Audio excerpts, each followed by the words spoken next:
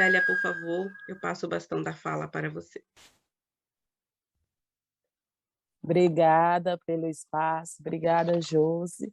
Já pedi desculpa também, porque talvez eu não vou usar todo o tempo, eu estou me arrastando agora, recuperando também de um resfriado, eu tenho 4 agendas seguidas. Eu que falo muito rápido, eu vou tentar falar mais pausadamente, para a voz ter fôlego também. Obrigada pelo espaço, eu sou Célia Chacriabá, estou aqui bem na rede, estou pintada pela metade, com a cor de genipapo, que é preta. Estou com um colar verde, um brinco verde também, e um cocá amarelo, e usando a roupa escura e uma esteira atrás. Agradecer pelo espaço. Eu estou localizada aqui no território Chacriabá, que é bioma cerrado, agora diretamente da Mata Atlântica para o bioma cerrado, que aqui também faz transição com a Caatinga e a Mata Seca, e uma parte também de vereda. Mas todas as vezes eu gosto muito de falar a partir desse lugar, principalmente porque nesse seminário tão importante, que é o terceiro Congresso Mundial, e para pensar exatamente essa relação transdisciplinar, o quanto que o impacto com o território, as múltiplas territorialidades também, vão deixando lacunas e cicatrizes para nós povos indígenas. E aí todas as vezes as pessoas perguntam onde fica localizado o território Chacriabá, assim como o Josi também falou, quais são os impactos históricos da ausência. E as pessoas criam uma imagem romantizada, porque na internet vai mostrar que o território Chacriabá fica à margem do Rio São Francisco. Mas, infelizmente, só foi demarcado um terço do território original. E eu comparo exatamente a ausência dessa vivência, dessa não vivência com o Rio São Francisco, exatamente como um filho, como uma mãe, que é retirado o direito, que é arrancado o direito, que é sequestrado o direito de amamentar o seu filho. Nós podemos crescer, mas nós crescemos com trauma porque nós não escutamos a história naquele rio, nós escutamos com trauma porque aquele rio não era somente uma água para matar a sede do nosso corpo, mas principalmente uma água para manter também a nossa chama da ancestralidade acesa. E todas as vezes as pessoas, quando perguntam isso, mas vocês não são Chacriabá, vocês não sabem nadar, eu falo que nós só não afogamos naquele rio por conta de toda a ausência do que nós não vivemos no rio que nos afogou. E como nós vivemos numa região semiárida, que tem sido mais árida do que nunca, as pessoas podem perguntar, mas vocês querem morar num território mais bonito? O que significa o território para vocês? E eu falo que o território é todo o conjunto do pertencimento daquilo que nos pertence. Então, é muito importante entender que quando o Josi estava falando, eu escutava muito atento, muito importante escutar mais uma vez nossa grande companheira Josi Cangangue, mas dizer o quanto que é importante, porque existe uma imagem preconcebida também de pensar que é a língua que sustenta um território, que a tradição sustenta o território. É também uma tradição, uma língua que sustenta o território, mas é principalmente todo um território que sustenta uma língua e uma tradição, porque sem o território, a nossa identidade está ameaçada, sem o território, a nossa forma de pensar o conhecimento está ameaçada. Por isso que quando nós lutamos pela demarcação de nossos territórios indígenas, nós estamos também lutando principalmente pela ciência, porque se o território morre, a ciência também vai morrer junto. Então, a partir desse ponto de vista, entender o conhecimento como esse lugar da terra. Eu falo que o primeiro livro que eu li foi meu avô, minha avó, meus bisavós, porque nesse momento, quando eu não sabia ler ainda a palavra Chacriabá, o primeiro X que eu aprendi a fazer foi o X do corpo, foi o X das pinturas corporais. E nosso corpo também é papel nesse sentido. Talvez nosso corpo não é exatamente esse papel materializado, mas porque nosso corpo é árvore também. Foi no nosso corpo que eu aprendi a primeira vez a escrever, não exatamente com a tinta da caneta, mas com a tinta do genipapo, com a tinta do urucum. Então, todas as vezes que nós falamos de trajetórias, é importante dizer também sobre trágicas histórias, é importante dizer também sobre terra história, porque as pessoas não levam em consideração quando nós transitamos por esse outro espaço que não é o nosso território, ou talvez seja o nosso território, porque o Brasil inteiro é território indígena. As pessoas perguntam se nós não estamos vestidos, por que você não está de cocá, por que vocês não estão pintadas? E aí dizer que, na verdade, quando as pessoas imaginam uma imagem pré-concebida do que é ser indígena, que precisa estar pintado, que precisa estar vestido, não leva em consideração as trágicas histórias, a vestimenta que foi imposta e que tornou a nossa história ultrajante. E aí, quando fala no descobrimento do Brasil, eu falo que as pessoas sentem uma indignação quando pensam nas eleições de 2018, principalmente nas fake news, mas elas não sentem a mesma indignação de entender e a própria educação não ter esse compromisso com nós, povos indígenas, com a história do Brasil, e continuar reproduzindo que quem descobriu o Brasil foi Pedro Álvares Cabral. Para nós, não é exatamente dia 1º de abril, que é o dia da mentira, mas principalmente o dia 22 de abril, quando se reproduz ainda nessa educação básica o descobrimento, esse falso descobrimento do Brasil. O Brasil foi descoberto ou o Brasil foi invadido? Foi descoberto quando foi descoberto a partir do ponto de vista que descobriu nossos biomas, descobriu as nossas matas, que deixou até escancarado e sem pele, e quase sem alma também. Nesse sentido, é muito importante dizer que, nesse momento, quando falamos de colonização, não é somente uma colonização do corpo, não é somente uma colonização do olhar, não é somente uma colonização das mentes. Estão tentando também colonizar nossos territórios, porque não conseguiu nos exterminar na época da invasão do Brasil na totalidade, embora éramos 5 milhões e nós foi exterminado, como o Josi já falou, em quase 1% da população brasileira. Não conseguiu exterminar na totalidade na época da ditadura militar, embora também foi torturado mais de 8 mil indígenas. Não conseguiu nos exterminar no projeto de aculturação, porque, na verdade, até Darcy Ribeiro também acreditava que, em pleno século XXI, não iria existir mais povos indígenas. E não conseguindo nos exterminar na totalidade com o projeto de aculturação, porque o que nós fizemos foi a indigenização, nesse momento tenta também nos matar por um outro projeto que eu tenho chamado, que eu tenho conceituado, a agriculturação, que é tentando impor um modo de ocupar o território que não é o nosso, que não faz parte do nosso modo de vida.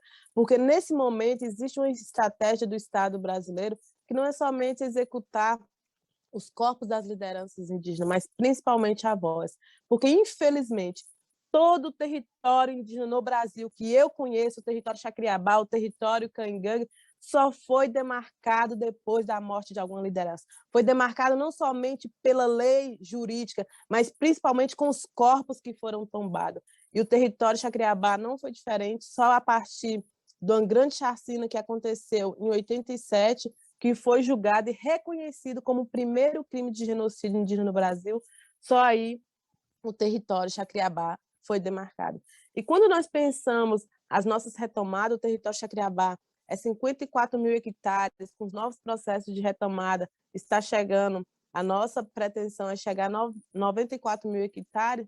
Quando nós vamos para a retomada, nós já ficamos imaginando quem é que precisa tombar para conseguir garantir esse direito. Quando a gente fala da nossa relação com o território, quantas pessoas morreram para dar garantia a esse lugar que é tão sagrado para nós, às vezes as pessoas não entendem. Mas como se cada pessoa, cada brasileiro, cada brasileira, para adquirir sua casa, seu apartamento, tivesse que morrer alguém da sua família. Nossos corpos indígenas já não suportam mais sangrar. Nossos corpos indígenas já não suportam mais ser tombados. Os nossos corpos indígenas precisam ser respeitados. E para os nossos corpos indígenas ser respeitados, eu falo que a primeira pessoa que o governo Bolsonaro atacou foi uma mulher. E as pessoas perguntam, quem foi essa mulher? E nós falamos, foi a terra. E quando ataca a terra, nós, mulheres indígenas, levantamos com muito mais força, porque a terra é uma extensão de nosso corpo. Se a terra é envenenada, nosso corpo também vai ser envenenado. Se a terra é adoecida, nosso corpo também vai ser adoecido. Se o útero da terra está doente, nosso útero também vai adoecer. Se a terra sente sede com os impactos das mudanças climáticas, nosso corpo não vai suportar. Se a terra sente, ela é mais forte do que nós, imagina nossos corpos também. Então, é muito urgente a humanidade entender nesse momento que o chamamento de nós, povos indígenas, para fazer uma reflexão e pensar a cura do planeta Terra, eu falo assim que, na verdade, as pessoas elas têm curiosidade de entender se existe possibilidade de vida em outros planetas, em Marte, mas será realmente que elas vão dar valor em outro planeta se elas não cuidam do planeta que tem? E para mim também pensar habitação em outros planetas é pensar também já uma estratégia de necropolítica, porque quem é que as pessoas vão escolher para viver, para levar para outro planeta? Então, certamente, elas vão escolher também quem é que vai morrer. Então, é por isso que é urgente a gente cuidar do planeta que temos. Nós até falamos assim que não existe planeta B. Então, quando nós cuidamos do território, quando nós cuidamos da terra, nós também estamos cuidando do céu. Eu falei que, embora seja uma interligação do que vive na Terra, também está interligado com o que acontece nesse outro lugar também do céu. Eu falo que o céu, para nós, povos indígenas, é como se fosse um cocar gigante recobrindo também a cabeça da humanidade. E como cuidar desse cocar gigante também que orienta nosso pensamento, que orienta nosso pensar? Eu fico tentando refletir também que eu acredito que quando aconteceu a invasão do Brasil, era como se toda essa navegação enxergasse a Terra, o céu de cabeça para baixo, né? Porque o que é o ouro da Terra, se não a estrela do céu? E será que se as pessoas realmente tivessem possibilidade de vida em outro planeta, será que elas também iam começar a tentar arrancar a estrela, pegar o brilho da estrela, vender o brilho da água, vender o brilho da lua? Nós, povos indígenas, ficamos muito preocupadas, porque certamente o dia que vender a estrela, o dia que vender o brilho da lua, certamente não existirá mais possibilidade de vida no planeta. E eu falo assim o tempo inteiro que nós, povos indígenas, nós queríamos ser reconhecidos como os verdadeiros doutores pneumologistas, porque, na verdade, nós também cuidamos do pulmão do mundo. Então, é muito urgente pensar os outros lugares também onde produz conhecimento. E a oralidade é uma estratégia também de nós, povos indígenas, porque o fogo que queima nosso bioma cerrado, a Mata Atlântica, o Pantanal, a Amazônia, o Pampa, a Caatinga, jamais esse fogo vai conseguir queimar a nossa força da oralidade, que é como uma flecha certeira lançada. Esse fogo jamais vai queimar a memória de nós, povos indígenas. E quando eu falo de oralidade, eu tenho refletido essa semana, ao escrever agora também para a banca de doutorado, sobre uma possibilidade de repensar a bioralidade, né? Porque não é somente uma oralidade, é as diversas formas da oralidade. Como pensar essa diversa forma da oralidade nesse corpo-leitura? Porque quando nós, povos indígenas, nós mulheres indígenas, que também estamos nesse lugar do espaço da luta, nós somos exigidas também pensar a publicação, nós somos exigidos e questionados onde que está a intelectualidade da mulher indígena? E eu fico pensando assim, será que está num lugar diferente? E, na verdade, está sim num lugar diferente. A nossa intelectualidade não é somente na nossa cabeça, a nossa intelectualidade não é somente nas nossas mãos, a nossa intelectualidade da mulher indígena também se faz pelo útero, porque nós construímos as muitas mãos, nós construímos a muitos corações, mas nós também construímos a muito útero. Mas nós, povos indígenas, só conseguimos escrever, só conseguimos defender uma dissertação, só conseguimos fazer um TCC porque nós também construímos, escrevemos com os pés, nós escrevemos com o nosso caminhar, nós escrevemos com a luta, porque o nosso conhecimento é coletivo. Nós seguramos a mão na caneta, mas sem perder de vista, sem perder a sabedoria de sustentar a mão no maracá, porque o maracá também escreve, o maracá também orienta o pensamento, o maracá também ajuda a nós, povos indígenas, a pensar essa intelectualidade. E quando eu fico pensando nessa bioralidade, as pessoas sempre vão nos questionar. E aí você já tem um livro pronto, você já tem um livro de antropologia, você já tem um livro de literatura. Eu falo que antes de publicar meu primeiro livro de literatura, o que nós fazemos é antropolitura, o que nós fazemos é cosmolitura, o que nós fazemos é corlitura, o que nós fazemos é terralitura, o que nós fazemos antes de publicar nosso primeiro livro de literatura, o que nós fazemos, nós mulheres indígenas fazemos, é luta-litura. E como considerar essa luta-litura, esse lugar, o espaço da luta, porque para mim não há processo de luta que não gera conhecimento. Eu sempre estudei aqui no território Xacriabá, entrei na escola indígena com 6 anos de idade, que infelizmente a nossa escola Xucuranque, que significa Boa Esperança, tem pouco mais de um mês que foi incendiada, tentou incendiar a nossa luta, tentou incendiar a estrutura, mas não incendiou as mãos coletivas que sabem reconstruir. E as pessoas perguntam para nós se eu faço parte dessa primeira turma de professores indígenas. Embora eu não faça parte da primeira turma de professores, eu tenho um grande orgulho de ser resultado dessa escola indígena, dessa primeira turma de professores que formaram muitas pessoas, que formaram muitos jovens que também depois transitou para o território da universidade. E tempos mais tarde, quando eu retornei do território da universidade, tenho muito orgulho também de ter me tornado professora de cultura. Eu nunca fui professora de despenalização, porque eu sempre acreditei também numa educação territorializada. E quando as pessoas, as lideranças mais velhas de Jacriabá falavam no amansamento da escola, eu falava, o que é esse amansamento da escola? E, na verdade, porque a escola também ela chega como algo bravo, como algo valente no nosso território, tentando nos colonizar. E o que nós fizemos não foi somente reapropriar da escola, mas principalmente pensando esse amansamento. Nós amansamos, usamos a escola ao nosso favor. Por isso que a escola, nesse sentido, ajuda, sim, a demarcar território. E aí eu fico lembrando aqui de uma história de quando duas mulheres de Jacriabá, elas foram convidadas para dar aula para os alunos da arquitetura na Universidade Federal de Minas Gerais, na UFMG. E elas nunca tinham saído do território assim para mais longe.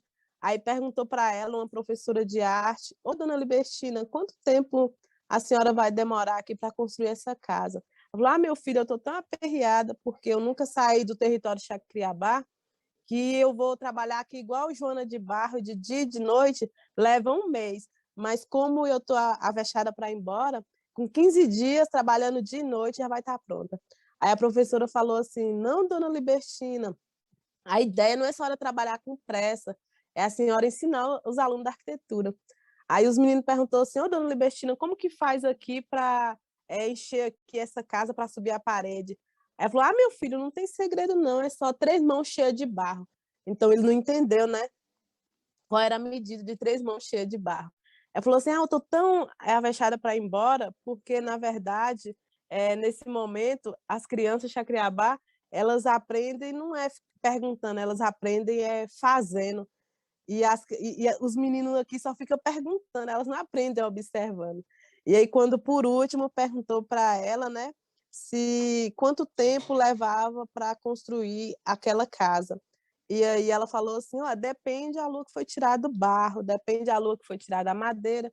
Se foi tirado numa lua boa, vai demorar de 5 a 6 anos, mas se foi tirado numa lua ruim, com 4 anos nós vamos ter que reformar ela. Aí o aluno da arquitetura falou assim, dona Libertina, é uma pena, porque a senhora não queria que nós ensinássemos uma técnica para durar a vida inteira. Ela falou assim, meu filho, é muito arriscoso. A casa precisa se desfazer com 5 a 6 anos de idade, porque é o único jeito de eu continuar ensinando para meus filhos e para meus netos. Essa história marcou minha vida, porque quanto de nós pensamos que as coisas que é feita para durar a vida inteira materialmente, mas ao mesmo tempo ela coloca em risco a nossa transmissão do conhecimento. Se aquela casa durasse a vida inteira, se a casa que nós temos aqui do lado, que é de adobe, durasse a vida inteira, meu pai não tinha aprendido a fazer adobe, porque meu pai disse que para ele possuir o primeiro relógio dele, ele teve que fazer 2.000 adobe. Só que ele também disse que meio que se fosse hoje ele não fazia os 2.000 adobe para possuir o primeiro relógio, porque depois que ele teve o primeiro relógio ele perdeu o tempo. Então, quantos de nós também adquirimos nossos primeiros relógios, mas nós também vivemos um momento que nós somos sequestrados no nosso tempo. E, para mim, a luta pela democracia, a luta para pensar a autonomia de nós, povos indígenas, para retomar nossa autonomia, a luta para a cura da terra, a luta que foi também pela cura do Covid-19, aí na corrida contra o tempo da vacinação. Para mim, todas essas lutas, a luta também para reduzir as mudanças climáticas, todas essas lutas não devem ser tomadas somente como uma luta contra o tempo, mas principalmente uma luta pela retomada do tempo, porque para nós só tem autonomia quem tem tempo. Por que nós somos uma ameaça para o capitalismo? Mas, na verdade, é o capitalismo que é uma ameaça para nós, povos indígenas.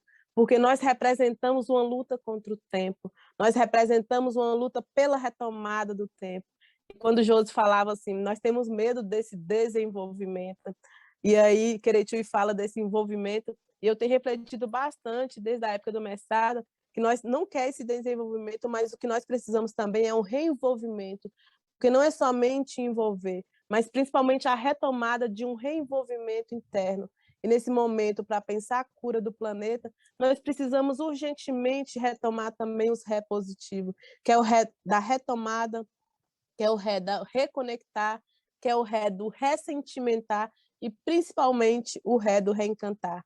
Porque só pode curar as pessoas que buscam o reencantamento pela vida, porque o reencantamento pela vida que move também a nossa estrutura da vida. E nesse momento, quando nós falamos assim que o governo ameaça a ciência, nós falamos o tempo inteiro que nenhum governo vai conseguir dar um tiro na ciência, matar a ciência, porque a ciência, a escola, a nossa universidade, ela está dentro de nós e nos nossos territórios indígenas. Se nós fazemos a pergunta, aonde está a escola? Aonde produz conhecimento?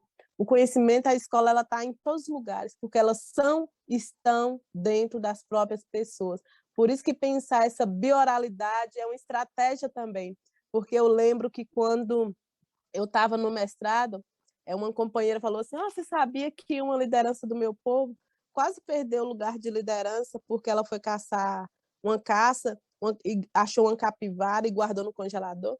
Aí no outro módulo eu falei assim, mas o que pode ser de tão afrontoso caçar uma caça no seu povo e a ponto de perder o lugar de liderança porque guardou no congelador? Ela falou assim, não, é porque sabia que nós pode ficar de castigo um ano sem ter a dádiva da caça? Aí eu falei assim, agora eu entendi. Porque, na verdade, aquela noite que foi guardada a caça no congelador, não foi somente uma comida para encher a barriga, mas quantas histórias deixou de ser contada naquela noite? Quanta transmissão do conhecimento deixou de ser compartilhada naquele momento? Não foi só a comida. E eu falo que, a partir disso, tem coisas que a gente pode guardar no congelador. A escrita, sim, mas a força da palavra, a cura da palavra, não. Então, nesse momento, a humanidade também precisa reativar a oralidade, como a potência e a força da palavra. Porque existem palavras, existem vozes que têm poder, mas existe também outras vozes, que é o poder da voz, que é o poder de curar. Porque quando nós trabalhamos também as nossas plantas medicinais do Cerrado com os mais velhos, não é somente o princípio ativo é o que cura, mas principalmente a relação com o segredo e com o sagrado. Com essa ciência também, é o passar a mão no corpo. E por isso que nós entendemos que, a partir desse outro lugar da cura, a nossa luta não é somente para adquirir o remédio, a nossa luta é principalmente para não ficar doente. A nossa luta não é somente para reflorestar a terra, o pensamento, as monoculturas da mente, que também está adoecida, mas principalmente para não desmatar, porque reflorestar leva muito tempo, minha gente, leva 20, 30, 50, 100 anos, leva 521 anos, porque é 521 anos que nós estamos tentando reflorestar o Brasil. Então, a nossa luta é principalmente para não desmatar, porque quando a gente desmata, não é somente o pacaré que cai no chão, não é somente o barbatimão, não é somente as árvores sagradas, mas é principalmente o nosso corpo que é cortado também. Porque quando as pessoas perguntavam, quando o Pantanal estava queimando, morreu alguém? Não, menos mal que não morreu alguém. Quem diz que nós não estamos morrendo quando morre também parte de nós o princípio de humanidade?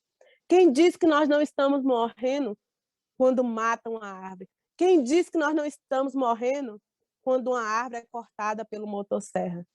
A árvore que corta o motosserra é a mesma mão que corta o nosso direito no Congresso Nacional. A mesma árvore que é derrubada por esse crime ecocida também é a mesma mão também que coloca o genocídio acelerado no Brasil. Nesse momento, quando nós falamos de genocídio, as pessoas falam, mas não pode falar de genocídio porque onde é que está matando um povo na totalidade? E nós falamos, não é somente um genocídio, é um genocídio legislado, quando usa a estrutura do Estado brasileiro para matar. É um etnocídio porque também está tentando matar a nossa identidade.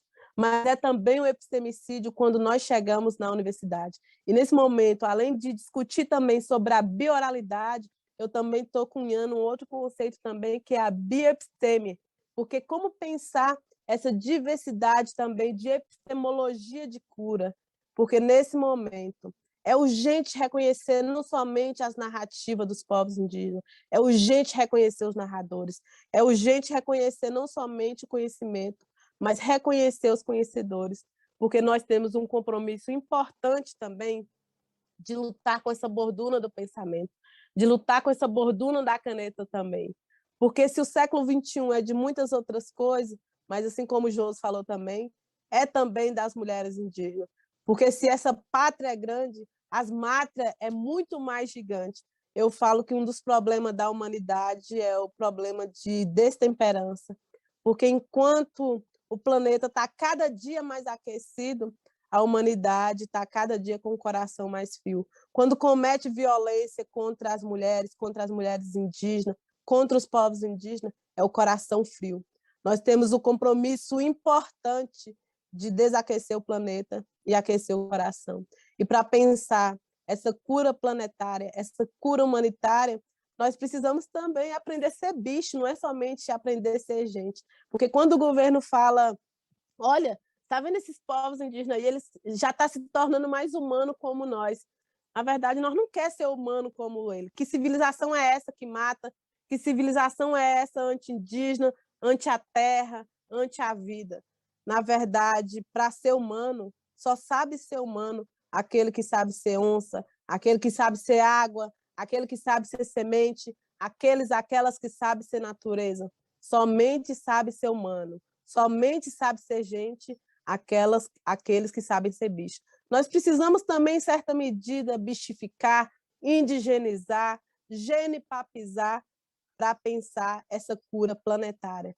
Nesse momento, quando nós fazemos esse chamado, a partir dessa diversidade de povos indígenas, como o Josi já colocou aqui, a partir do nosso conhecimento, da nossa tradição, é para pensar a cura da terra. Porque nem o Brasil, nenhum projeto de Estado brasileiro ele vai ser sustentado se a gente pensar como pilar a monoculturação. Por que para as pessoas o prato que dá mais sustância para o corpo é aquele que é diverso, é aquele que é amarelo, é aquele que tem vermelho, é aquele que tem marrom na comida, mas as pessoas não pensam assim para o projeto de sociedade. Toda monoculturação ela mata. Mata o pensamento, mata o corpo, mata a terra. E aquelas pessoas que matam outras com a violência, aquelas que matam a outra pelo genocídio, pelo etnocídio, pelo ecocídio, ela mata também a si mesma, elas matam o projeto de Brasil. E nós, povos indígenas, somos o termômetro do mundo, porque o dia que nós dá o último suspiro, o dia que nós der a última mirada para o universo, a humanidade também não vai conseguir mais respirar.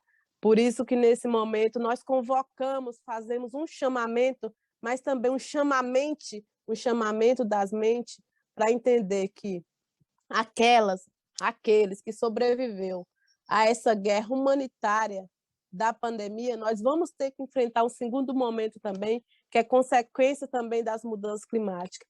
Mas uma sociedade sem os povos indígenas pode ter água, mas não vai ter água limpa.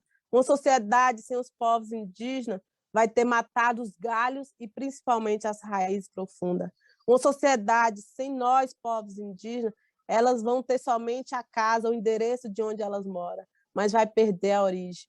Uma sociedade sem os povos indígenas vai ter a doença, mas vai ter matado o principal princípio. Porque nesse momento nós somos sim uma possibilidade de cura, mas nós não queremos ser a resposta única, nós queremos construir a resposta junto com a humanidade e pensar que essa relação da natureza com o planeta é um compromisso importante também de pensar essa cura da Terra. Por isso que quando nós vamos para esse outro lugar também, onde produz conhecimento, que é a universidade, nós falamos que muito mais importante do que calçar os primeiros sapatos para percorrer o chão do mundo é a gente aprender a regressar. Porque certamente aquele primeiro sapato jamais vai caber o pensamento, o conhecimento e as construções coletivas.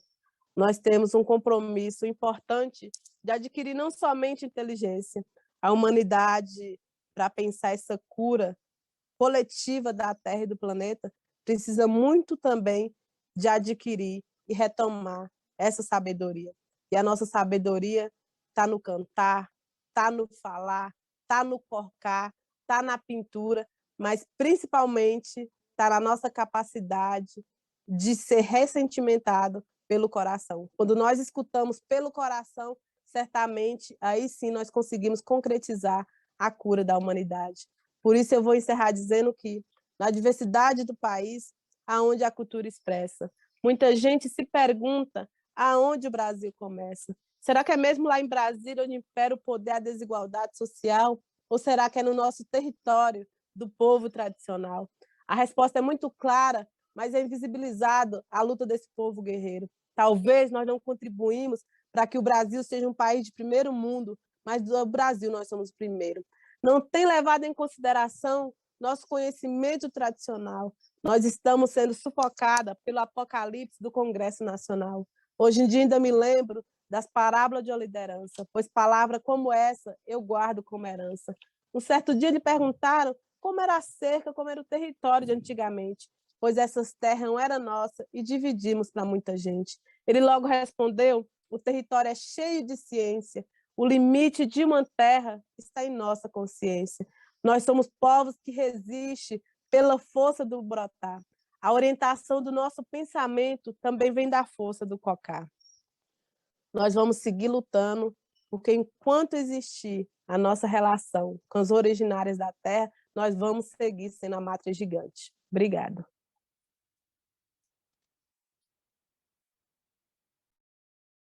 Obrigada, Célia. Agradeço de coração, emocionada aqui com a sua fala e não poderia deixar de trazer aqui o nossa alegria em ter essas duas grandes lideranças, a responsabilidade com esse comparecimento, a importância dessa presença e dessa fala forte, líder e efetiva vinda do coração.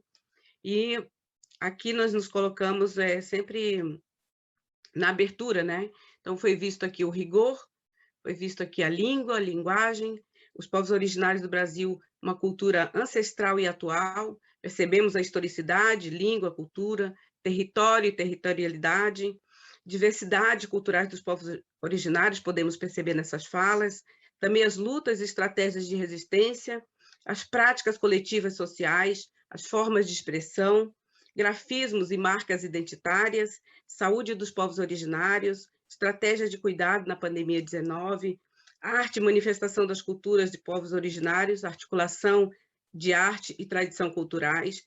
Também ouvimos falar de bens comuns e povos originários guardiões dos bens comuns, políticas públicas negadas, direitos da natureza afrontados e os biomas. Então, com essa fala, eu agradeço a presença de Célia Chacriabá e Josileia Caigangue, e nós vamos poupar a Célia, porque ela está realmente doente, né? Fazemos uma ou duas perguntas e vamos poupar, porque ela fez um grande esforço de estar aqui hoje, Josileia também, lidando com o seu luto, com a sua dor. Foi um grande momento. Obrigado, Marta. Bom, temos muitas falas de apreciação em relação ao que a Célia nos colocou. Fundamentalmente, são palavras que vibram muito forte, como se precisássemos de um momento de silêncio para acomodar no nosso corpo, na nossa emoção, na nossa alma, toda a força do que é colocado. Então, acho que nesse momento eu convidaria todos que nos assistem a esse breve silêncio,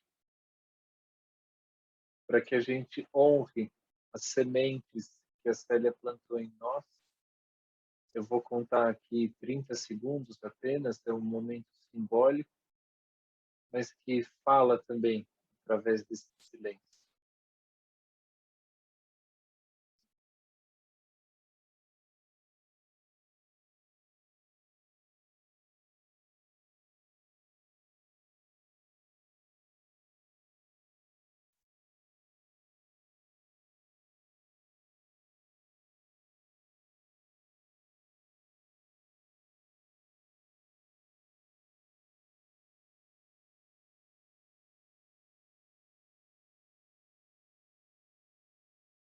Obrigado. Temos uma pergunta, Marco Túlio. Você pode falar mais sobre esse processo de reflexão antes de publicar um livro, né? Célia, se você não tiver em condição agora de responder, nos dê um sinal, a gente segue a conversa e a reflexão de uma forma que seja mais confortável para você.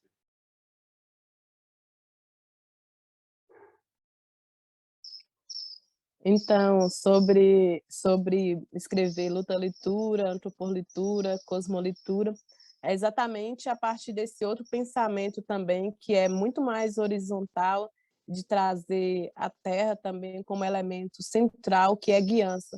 Eu falo que, nesse momento, nós não estamos somente para reproduzir um pensamento único, mas, inclusive, para construir outra chegança. E nós construímos outra chegança quando nós construímos também a partir de uma epistemologia coletiva. Eu lembro disso porque, quando falava assim, no doutorado, na dissertação, mesmo na graduação, é como se a gente existisse um processo individual de sofrimento na escrita.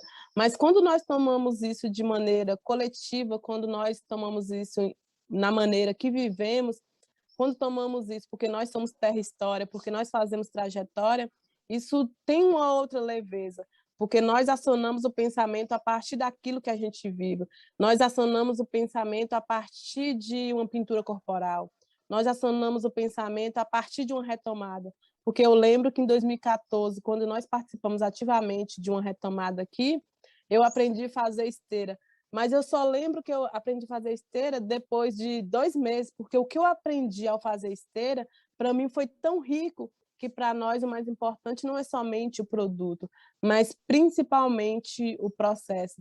Então, fazer luta-leitura é fazer direito. Eu nunca frequentei uma instituição, uma universidade, um curso de direito, mas eu desconheço os melhores professores, advogados indígenas, do que as lideranças indígenas. Então, como não dizer que nós também, né, Josi?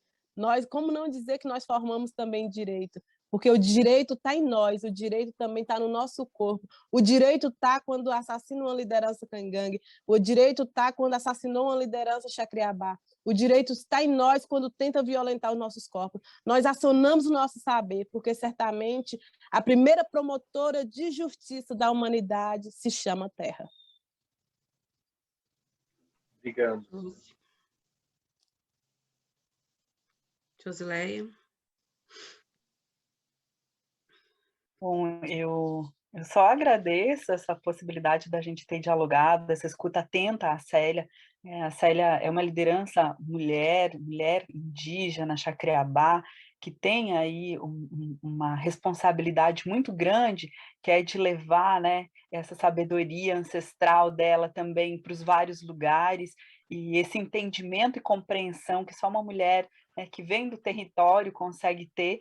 Então, eu agradeço essa possibilidade de escuta, Célia. Para mim foi muito importante também essa oportunidade de estar aqui com vocês no 3º Congresso, e tenho certeza que muitas pessoas que vão ouvir atentamente as falas dos povos indígenas vão fazer uma conexão com a gente para que a gente possa, uma forma de união, tentar, pelo menos, promover a cura da terra, não só pelos povos indígenas, mas por todos os povos que são presentes, atentos e que têm essa responsabilidade como a gente. Eu agradeço a todos vocês por esse momento. Muito obrigada, Josileia. Obrigado, Josi. Julieta e Vitória, vocês querem se pronunciar? Eu me sinto muito tocada pelas palavras tanto da Josileia quanto da Célia, porque são mulheres autênticas que, na sua autenticidade, elas mostram coragem, elas mostram que elas falam de um lugar que é do coração, mas também da cabeça, quer dizer, elas unem as duas coisas, né? Então, isso, para nós mulheres, que não somos indígenas, é um exemplo. Para mim, eu realmente aprendi essa semana coisas que eu nunca poderia imaginar que eu não sabia. Então, foi uma surpresa muito grande ter ouvido elas, eu as ouvi com bastante atenção, e os meninos também, de quarta-feira, foi assim foi uma celebração mesmo. Eu acordei para os povos, juro, foi uma celebração. Eu agradeço demais o trabalho de vocês dois, porque foi primoroso. Obrigada. Obrigada, Vitória. Vicente? Você tinha chamado Julieta também? Não sei se ela quer Eu acho que a Julieta faz o encerramento, né? Aí... tá bem. Eu posso falar, então. Eu sinto que o sangue vivo dessas palavras, né, de Josi e Célia, transbordam mesmo, né, qualquer fronteira disciplinar. A vida mesmo, né, das ideias que podem estar falando também de um corpo, né, Josiléia falou de um corpo-território, acho que a noção de território mesma precisa de muita transformação, né, na cabeça dos povos não indígenas, que podem ver metros quadrados quando a gente está falando de encantamento, quando a gente está falando de mito, quando a gente está falando de ancestralidade, quando a gente está falando de um corpo mesmo que não tem uma separação do meio, né, do qual veio. E eu tenho ainda uma vontade de provocar nossos espectadores nesse acesso, né, para que essas palavras realmente penetrem nosso viver, não fiquem só numa inspiração reflexiva, né? Aonde agora cada um de vocês tem acesso à terra mesmo, algo que está plantado? Em que condições essa terra está perto de nós, cada um de vocês? Será em vasos? Será embaixo do piso da casa? Se a gente se deter um pouco nessa reflexão, talvez a gente se assuste, né, com quão longe a gente está de um sentido para essa substância primordial, da onde vem tudo do qual a gente se alimenta, né? Que recebe as águas dos rios, que guarda nascentes, né? Que guarda, né, a capacidade de decompor e dar continuidade à vida. Isso foi a Marta que me ensinou no processo dela, assim, conversar com esse elemento, né, a terra. E nunca mais saiu da minha cabeça, desde que eu falei com a Célia pela primeira vez, a palavra etnogênese.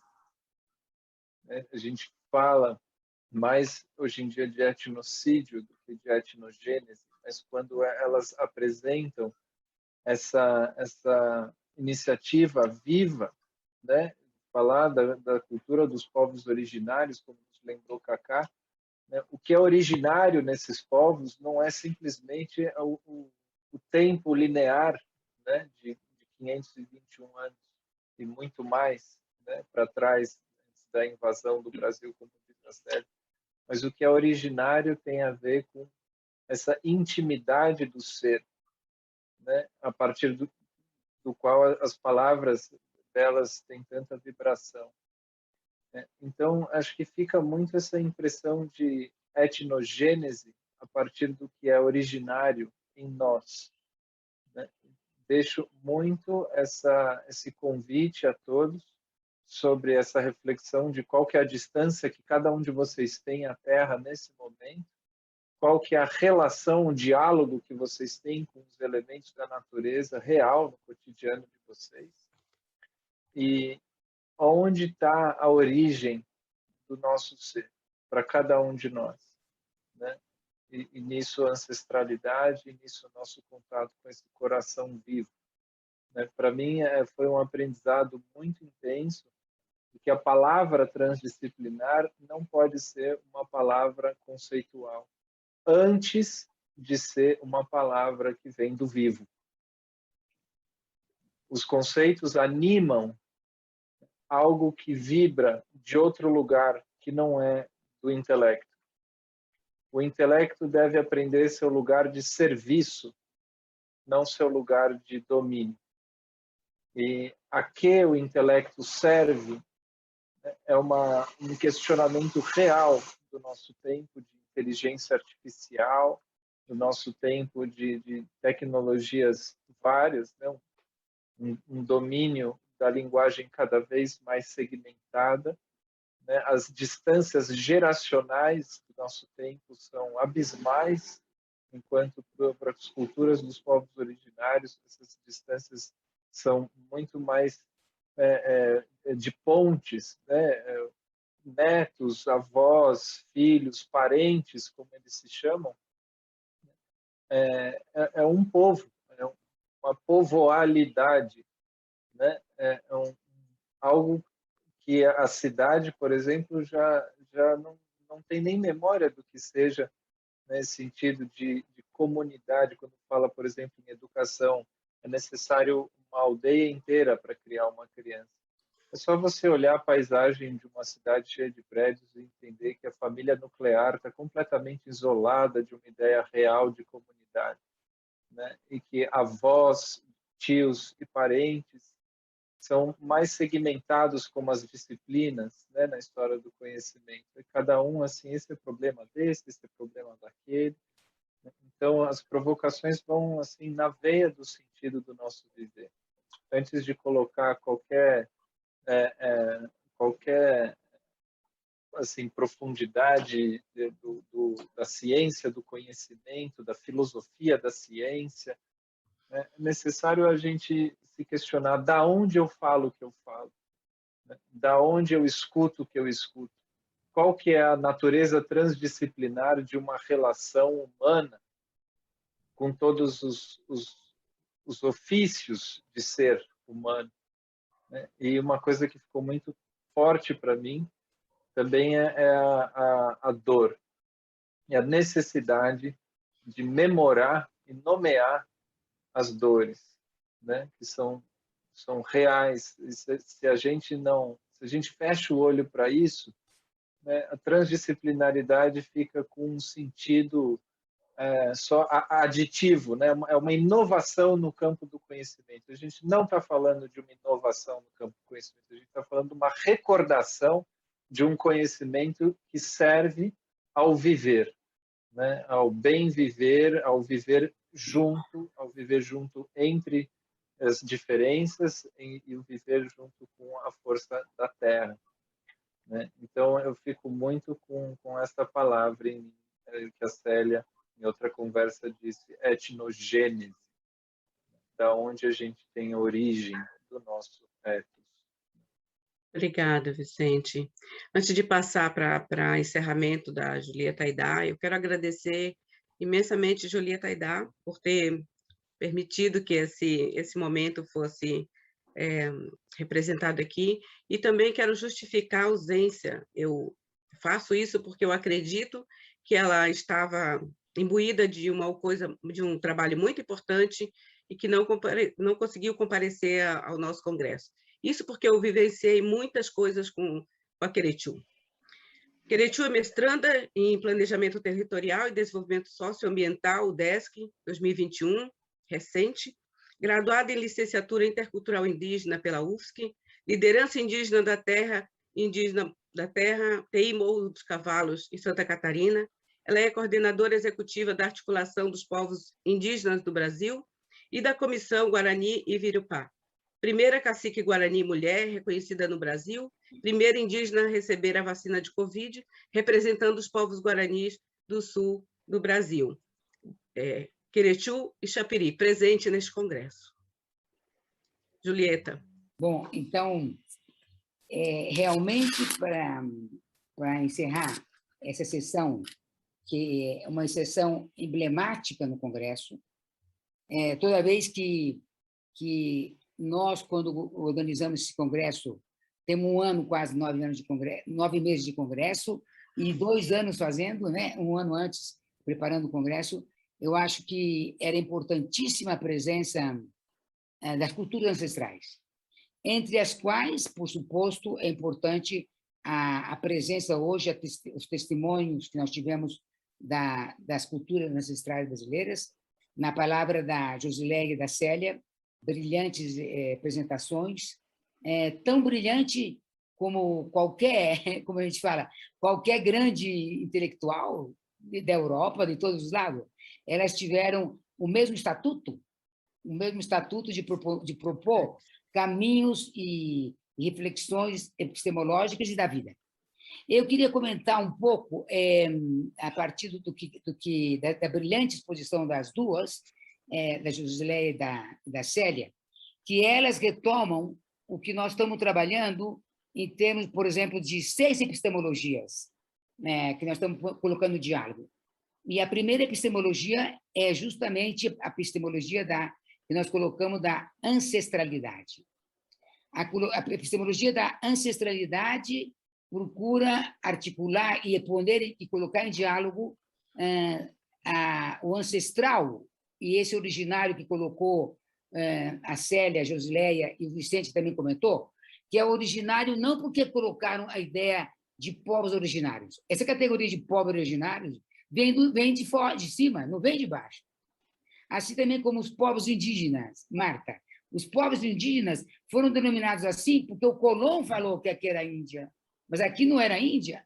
Então, agora, o problema é que já está um conceito colocado na memória das culturas ancestrais da América, desde a América do Norte, desde os esquimais até a América do Sul, os mapuches e todos os outros, todo o continente, que retoma o conceito de povos indígenas, mas é uma categoria para pensar. É uma categoria para pensar porque, quando nós discutimos com alguns antropólogos dos Andes, por que eles chamavam os movimentos indígenas, que vêm do Colombo, né? Por que eles chamam povos indígenas? Eles falaram que já era uma memória que estava difícil discutir com o conceito. É difícil discutir com o conceito de povos indígenas e difícil discutir com o conceito que vem de cima de povos originários. Apesar de que podemos ressignificar o originário a partir do que disse a Célia, do que disse a Josileia e do que falou o Vicente, que é chegar no originário em termos da origem do ser, da humanidade, do sujeito. Bom, então em termos do diálogo, nesse congresso de 6 epistemologias, ou mais bem de 4 que fomos colocando, que é a epistemologia da ancestralidade, em primeiro lugar, a epistemologia da transdisciplinaridade, da complexidade, da decolonialidade. São 4, com mais 2 que eu não vou citar agora. Quem quiser, depois nós podemos colocar nas páginas do Congresso, que vamos colocar. Essas 4 epistemologias, e por isso eu acho importante a postura a exposição da Célia e da Josileia, porque elas colocam a apresentação desde a epistemologia da ancestralidade, que tem diálogo com a transdisciplinaridade. Por quê? Como nós vimos na colocação delas, nós vimos justamente a dimensão epistemológica ligada à vida. Isso é importante. Quando elas colocam a ligação um contínuo muito importante que está nas epistemologias da vanguarda, entre elas a ancestralidade, é a continuidade da cultura da natureza, em primeiro lugar. Em primeiro lugar, com as metáforas que colocou a Célia e a Josileia, que é muito importante, que são metáforas onde o corpo e o pensamento transcende o ser humano. O corpo da terra, a Pachamama dos Andes, a terra como a mãe de tudo, a terra como a mãe da vida, a terra ela mesma como um sujeito, né? na epistemologia transdisciplinária e da ancestralidade. Também abre outro contínuo importante, que é o contínuo do sentido do pensar.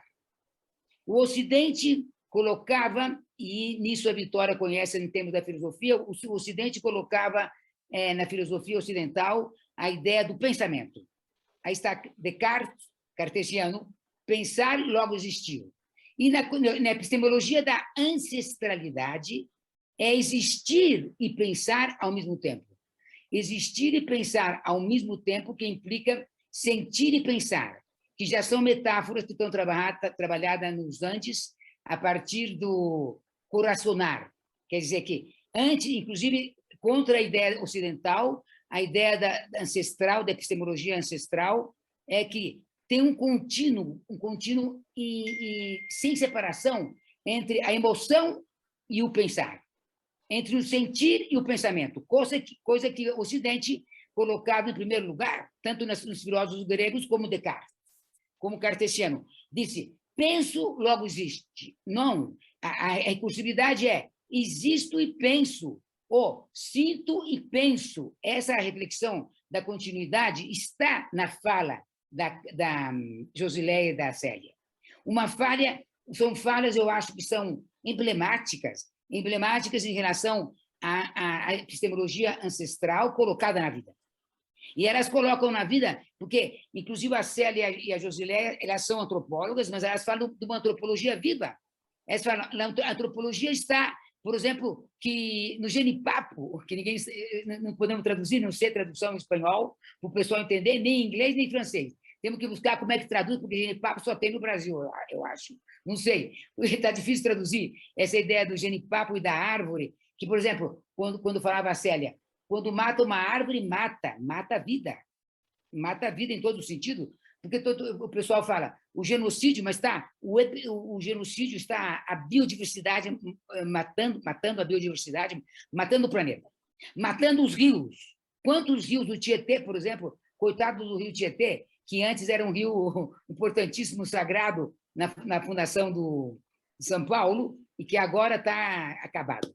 Vamos ver se pode recuperar.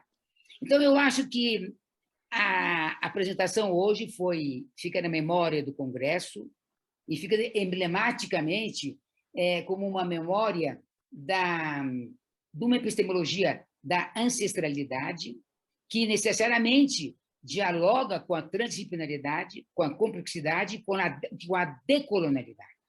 Então, é nessa ligação importante cognitiva que eu creio que essa sessão fica na memória do Congresso muito importante. Eu agradeço muitíssimo a organização de vocês, do Vicente e da Marta, do CETRANS que apoiou, e o Congresso se sente muito orgulhoso de ter a presença de vocês. Muito obrigado. Obrigada. Então, quero justificar, então, a pintura. Quero justificar a pintura Guarani aqui do meu lado esquerdo, representando o povo Guarani, e aqui o povo Caigangue. Não pedi autorização para a Célia para representar o povo Chacriabá, por isso não fiz a homenagem a ela, mas represento esses dois povos, essas duas nações que aqui no Sul têm feito bastante luta, bastante conhecimento, troca de saberes, diálogos, amorosidade, e durante esse tempo todo que eu estive junto nesse diálogo de saberes com elas, me tocou a pele, me marcou a pele, assim como essa pintura está na minha pele hoje. Vicente, podemos encerrar? Podemos encerrar. Agradeço mais uma vez, Célia e Josi. Muito obrigado. Obrigado, Célia. Obrigada, Josi. Continuamos. Tchau.